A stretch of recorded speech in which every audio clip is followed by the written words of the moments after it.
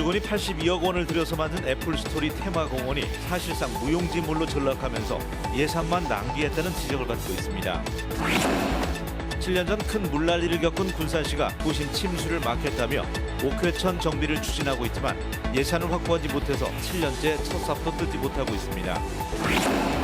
정원의 3.4%를 장애인으로 고용하도록 한 의무 고용 제도가 지켜지지 않고 있습니다.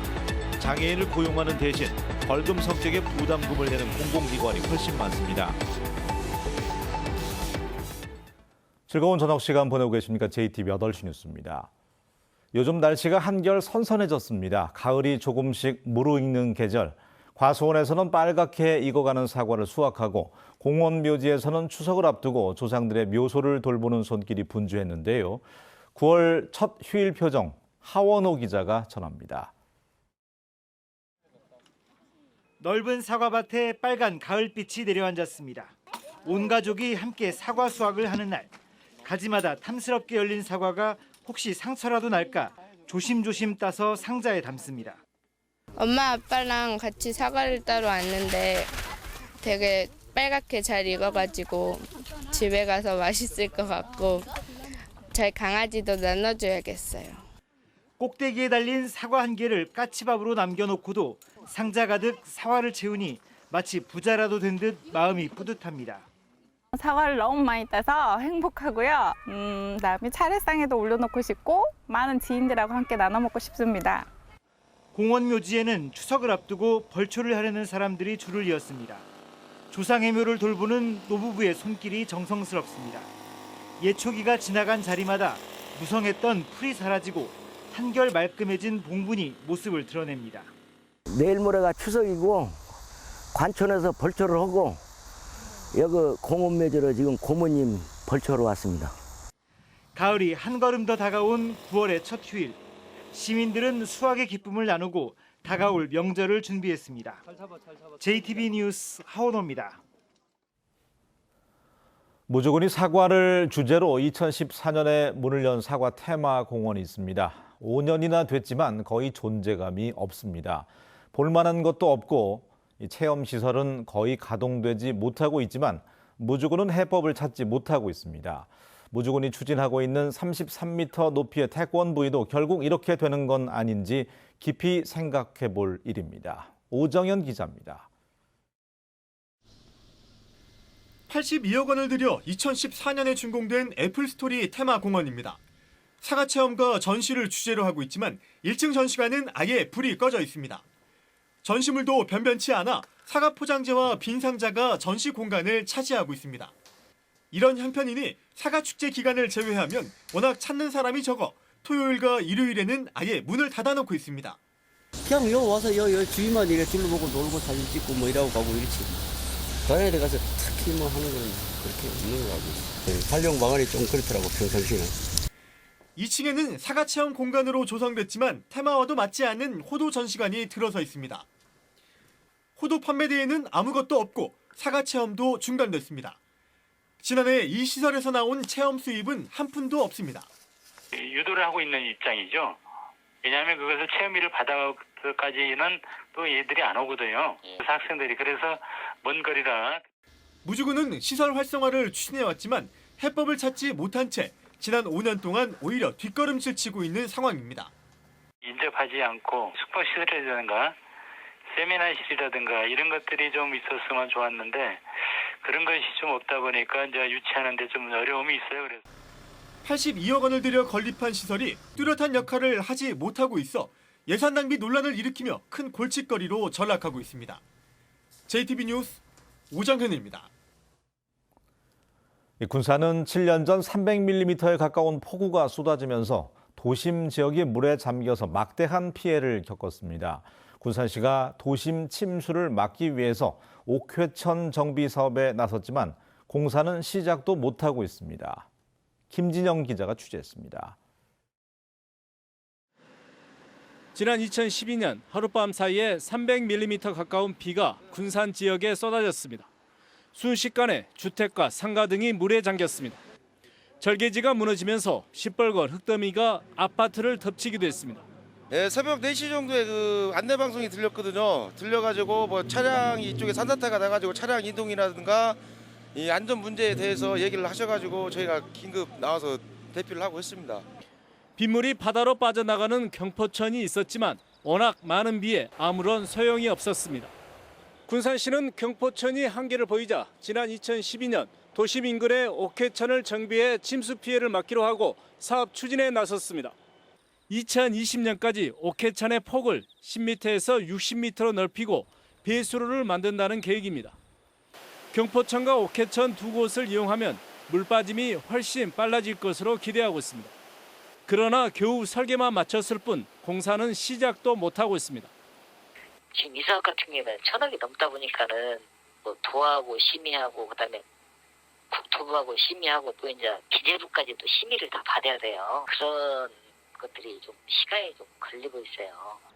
옥회천 공사는 지난해부터 시작한 토지 보상이 마무리되는 2020년쯤 가능한 상황. 계획대로라면 공사를 마칠 시점에 첫 삽을 뜨게 되는 셈입니다. 도심 지역 침수 피해를 막겠다며 추진한 옥회천 정비 사업이 하염없이 늦어지면서 주민들의 우려가 나오고 있습니다. JTB 뉴스 김진영입니다. 이 취약계층인 장애인이 경제적으로 자립하기 위해서는 무엇보다 일자리가 필요한데요. 장애인에 대한 인식이 많이 개선됐다고는 하지만 아직도 많은 기관과 기업이 장애인 채용에 관심을 두지 않고 있습니다. 송창용 기자입니다. 한국국토정보공사에서 일하는 장애인은 115명으로 고용 비율은 2.7%입니다. 올해 공공기관 의무 채용 기준 3.4%에 못 미칩니다. 국토정보공사가 올해 하반기부터 장애인 고용을 확대하기로 했습니다. 장애인을 대상으로 지적 관련 자격증 취득 교육을 실시해 고용 비율을 높이기로 했습니다. 맞춤 교육 훈련을 통해서 자격증을 취득을 하고 거기에도 직무 교육 받고 그다음에 저희 공사에 입사할 수 있는. 하지만 이런 노력은 일부 기업과 기관에 한정된 얘기입니다. 장애인 의무고용 제도가 1991년부터 시행됐지만 해마다 전북에서는 100곳이 넘는 기관과 기업이 의무고용 비율을 맞추지 못해 벌금 형태로 부담금을 납부하고 있습니다. 여기에는 전라북도 교육청과 전북대병원 등 굵직굵직한 공공기관도 포함됩니다. 장애인에 대한 인식이 여전히 부족하기 때문입니다. 좀 힘들긴 해요. 그런데 그럴 때마다 이제 여기저기 그 취업문 앞에서 또 이렇게 넘어지고 그랬었거든요.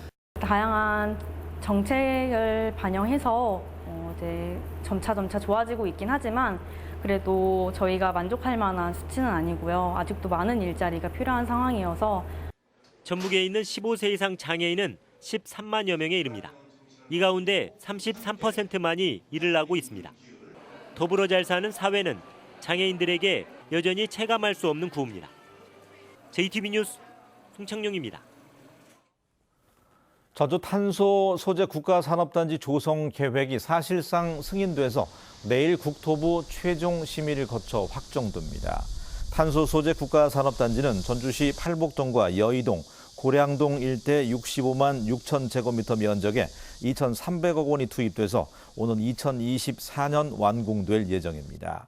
전라북도는 탄소 국가산단이 완공되면 탄소기업 71곳과 관련 연구기관 21곳이 입주해서 2,300억 원의 생산 유발 효과와 1,900여 명의 취업 유발 효과가 있을 것으로 기대하고 있습니다.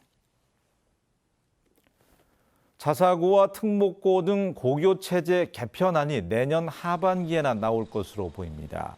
교육부 장관과 시도교육감으로 구성된 교육자치협의회는 최근 회의에서 자사고에 대한 전국적인 재지정 평가가 내년 상반기에 끝나면 고교체제 개편을 위한 진전된 방안을 내놓기로 했습니다. 애초 정부는 지난해 고교체제 개편안을 내놓을 예정이었습니다. 대학 정보 공시 결과 전북 4년제 대학에 다니는 학생들이 지난해 받은 장학금은 한 명당 321만 원으로 나타났습니다. 이는 전국 평균보다 11만 원가량이 적습니다. 학생 한 명당 장학금이 가장 높은 곳은 452만 원, 가장 적은 곳은 170만 원이었습니다. 내년도 국가 예산 심의를 앞두고 가장 영향력이 큰 국회 예결위 소위원회 전북 의원들이 얼마나 들어갈지가 주목됩니다. 모두 15명인 예결위 소위는 11월쯤 정당별, 시도별로 안배해서 구성되며 2016년에는 김광수, 2017년에는 안호영, 정운천, 그리고 지난해에는 정운천 의원이 참여해서 전북 예산 확보에 힘을 보탰습니다. 전라북도는 올해도 예결위에 들어간 김광수, 안호영, 이용호, 정운천 의원 중 최대한 많은 의원들이 호남 몫으로 소위에 들어갈 수 있도록 지원할 계획입니다. 2019 태권도의 날 기념 행사가 오는 4일 무주 태권도원에서 열립니다.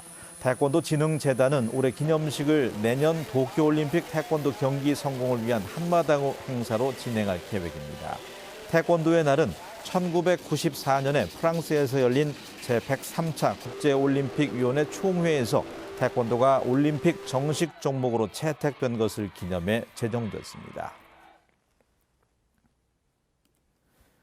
날씨입니다. 남원 등 도내 남부 지역을 중심으로 현재 비가 내리고 있습니다. 이 비는 오늘 밤 늦게부터 도내 전 지역으로 확대되겠습니다. 모레까지 예상 강수량은 50에서 최고 100mm입니다. 곳에 따라 천둥과 번개가 치고 강풍을 동반해서 시간당 30mm가 넘는 강한 비가 오는 곳도 있어서 피해 예방에 각별한 주의가 필요합니다. 북쪽의 찬 공기와 남쪽의 따뜻한 공기가 정체 전선을 이루면서 가을 장마 같은 이번 비는 오는 토요일까지 이어지겠습니다.